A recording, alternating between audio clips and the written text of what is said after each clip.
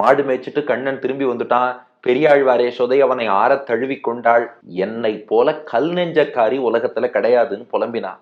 கண்ணன் பார்த்தான். என்னம்மா சொல்றேன்னா, பெரியாழ்வார் யசோதை பதில் சொல்றா, ஏண்டா இவ்வளவு அழகான குழந்தை நீ, உன்னை ஜம்முன்னு படுக்க வச்சு 2 புறமும் உனக்கு சாமரம் வீசி அழகா குழு குழு குழு குழு குழுன்னு தூங்கின்னு இருக்க வேண்டிய குழந்தை, அப்படிப்பட்ட உன்னை போய் நல்ல உச்சி வெயில்ல கையில குச்சியை கொடுத்து கண்ணுக்குட்டிகளை மேய்ச்சுவான்னு அனுப்பினேனே, வேற எந்த தாய்க்காவது இதுக்கு மனசு வருமா?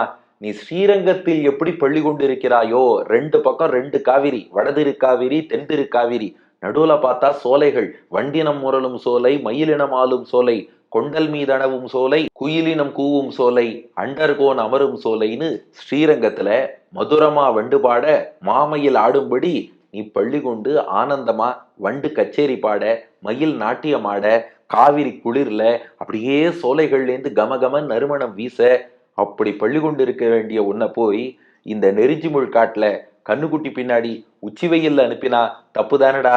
கிருஷ்ணனும் பார்த்தான். ஆமாம்மா, ஏன் என்ன கண்ணுக்குட்டி பின்னாடி அனுப்பினேன்னு கேட்டான். வாழ்வு உகந்து, வாழ்வுனா ஜீவனம்னு அர்த்தம், வேற ஒன்றும் இல்லை. பொழப்புக்காகன்னு சொல்றோம் இல்லையா, ஏன்பா அங்க போய் வேலை பார்க்கறேன்னா எல்லாம் வயத்து பொழப்புக்காக, இதுதான் வாழ்வு. வாழ்வுன்னா பிழைப்பு, ஜீவனம்னு அர்த்தம். வாழ்வு உகந்துன்னா ஜீவனத்தை விரும்பி, நம்மெல்லாம் ஆயர் குலத்துல பிறந்துட்டோம், நமக்கு தர்மம் மாடு மேய்ப்பது. நீ மாடு மேய்க்க கத்துண்டாதானா நாளைக்கு பொழைக்க முடியும், உழைக்க முடியும், சாப்பிட முடியும். அந்த வயத்து பொழப்புக்காக சின்ன வயசுலேருந்து நீ மாடு மேய்ச்சி பழகினா நல்லா இருக்குமேன்னு பாவியேன் இந்த பாவிதான் வாழ்வு உகந்து. உனக்கு எதிர்காலத்துல வாழ்வு நன்னா இருக்கணும், ஃபியூச்சர் எல்லாருக்கும் சொல்றோம் இல்லையா, ஃபியூச்சர் நன்னா இருக்கணும், நன்னா படின்னு. அது போல எதிர்காலத்துல நீ ஒரு சிறந்த ஆயனாக வரணும், நன்னா மாடுகள் எல்லாம் மேய்க்கணும், நல்ல மாடுங்கிற செல்வத்தோடு இருக்கணும். அதுக்காகத்தாண்டா உன்னை அனுப்பி வச்சேன்.